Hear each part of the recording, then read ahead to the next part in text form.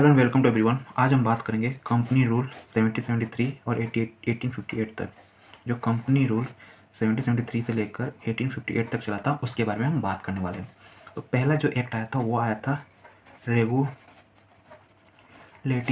Act और वो था 1773 में। ये इतना इम्पोर्टेंट क्यों हो जाता है क्योंकि यहीं से फर्स्ट टाइम लीगली कंट्रोल करना स्टार्ट हुआ था। क्या कंट्रोल करते थे? वो कंट्रोल करते थे एडमिनिस्ट्रेशन फंक्शन को कंट्रोल करते थे। दूसरा पॉलिटिकल फंक्शंस को भी कंट्रोल करना यहाँ से उन्होंने शुरू कर दिया। तो इन दो चीज़ों को उन्होंने शुरू किया, स्टार्ट करना। अब इन दोनों को कंट्रोल करने के लिए उन्होंने एक चीज़ बनाई। वो क्या बनाई? वो था सेंट्रल एडमिनिस्ट्रेशन। मतलब एक सेंटर से ये सब क्या इसको कंट्रोल करेंगे, एक सेंटर से इन सबको कंट्रोल करेंगे। अब सेंटर मतलब कहीं ना कहीं सेंटर बनाना था, तो सेंटर बना दिया बंगाल को। सेंटर किसको बना दिया? बंगाल को। तो जो बंगाल का गवर्नर था बंगाल का, यहाँ पे ऐसे कर देता हूँ, वो क्या है, बीच में उसका नाम ऐड हो गया जनरल। बीच में नाम ऐड हुआ जनरल, मतलब अब वो गवर्नर जनरल ऑफ बंगाल हो गया। तो भाई जब सेंटर तो किसी चीज़ को तो कंट्रोल करेगा। हाँ, सेंटर कौन कौन सी एरिया को कंट्रोल करता था? तो मद्रास को कंट्रोल करता था और बॉम्बे को कंट्रोल करता था। ठीक है, ये तो हो गया कि 1773 में उसने फर्स्ट स्टेप लिया था कंट्रोल करने के लिए, और उसने ये सब किया। तो जब कंट्रोल करेगा, एडमिनिस्ट्रेशन होगा, तो कुछ लीगली चीज़ भी करेंगे, तो कुछ जुरिडिक्शन भी आएगा, सज़ा देने का भी आएगा। तो उन्होंने 1774 में क्या किया? सुप्रीम कोर्ट बनाया। 1774 में सुप्रीम कोर्ट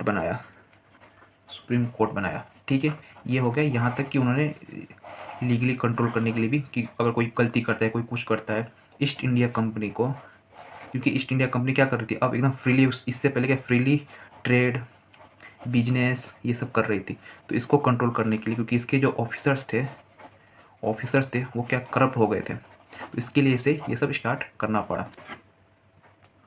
अब ये लोग क्या थे कि यहाँ पे फ्रीली घूम रहे थे, तो एक कोर्ट ऑफ डायरेक्टर बनाया। कोर्ट ऑफ डायरेक्टर जो क्या करेगा, वो ब्रिटिश के साइड से रहेगा। कोर्ट ऑफ डायरेक्टर ये सारा का सारा रिपोर्ट सबमिट करेगा। रिपोर्ट किसको सबमिट करेगा?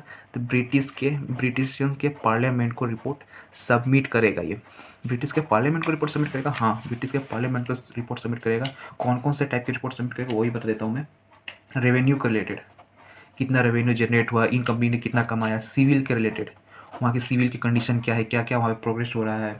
मिलिट्री अफेयर्स, अगर मिलिट्री कहीं लग रही है, मिलिट्री में क्या क्या खर्चा है, कहाँ कहाँ उन्होंने अपना कब्जा किया, वो सब ये इसका रिपोर्ट बनाएंगे। कहाँ पे कितनी मिलिट्री लगी है, सिविल में कितना एक्सपेंस हो रहा है, रेवेन्यू कितना जनरेट हो, ये सब report court of director British parliament को देगा। तो ये था 1773 में। इसके आगे वाले में और हम देखेंगे कि 1774 में एक और आया था, 1774 बोलो, 1781 में आया था, जो इसमें से कुछ चेंजेस किए गए थे, तो उसके बारे में अब पढ़ेंगे हम। तो अमेंडिंग एक्ट 1781 आया। इस अमेंडिंग एक्ट 1781 को हम एक्ट ऑफ सेटलमेंट भी कहते हैं।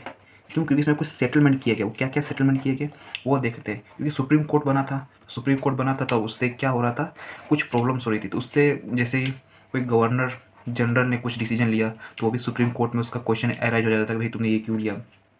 कुछ काउंसिल ने कोई डिसीजंस लिए वो भी सुप्रीम कोर्ट में चला जाता था। तो ये सब क्या प्रॉब्लम क्रिएट कर रहे थे।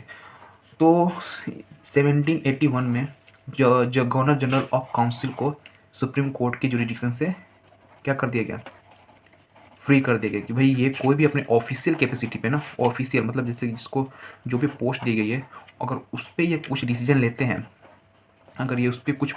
हैं, तो वो सुप्रीम कोर्ट में नहीं जाएगा। तो फिर कहाँ जाएगा? वो अपना ब्रिटिश पार्लियामेंट में या फिर अपना उनका काउंसिल में वो सॉल्व कर लेंगे उसको, अगर उन्होंने गलती की होगी तो। ठीक है, यहाँ तक कि जो रेवेन्यू मैटर था ना, क्योंकि रेवेन्यू वो उस समय बहुत गलत तरीके से लेते थे, किसी का भी जमीन लैंड को अपने कब्जे में करके, इन सब इलीगली फार्मिंग करके, इन सब रेवेन्यू मैटर था वो भी सुप्रीम कोर्ट में जुरिडिक्शन में नहीं आ रहा था। अब क्या हुआ था कि उन्होंने एक और चीज़ कर दिया। मैं तो कहता हूँ कि जो डिवाइड एंड रूल की पॉलिसी है ना, वो यहीं से शुरू हुई थी। कैसे? इन्होंने कहा कि हिंदूज़ के लिए और मुस्लिम्स के लिए कोर्ट अलग अलग होगा। हिंदू के लिए हिंदू लॉ के अकॉर्डिंग उसको सज़ा दी जाएगी और मुस्लिम को मोहम्मडन लॉ के थ्रू उनको सज़ा दी जाएगी। तो ये यहीं से इन्होंने डिवाइड एंड रूल की पॉलिसी मेरे को लगता है यहीं से इन्होंने शुरू कर दी थी।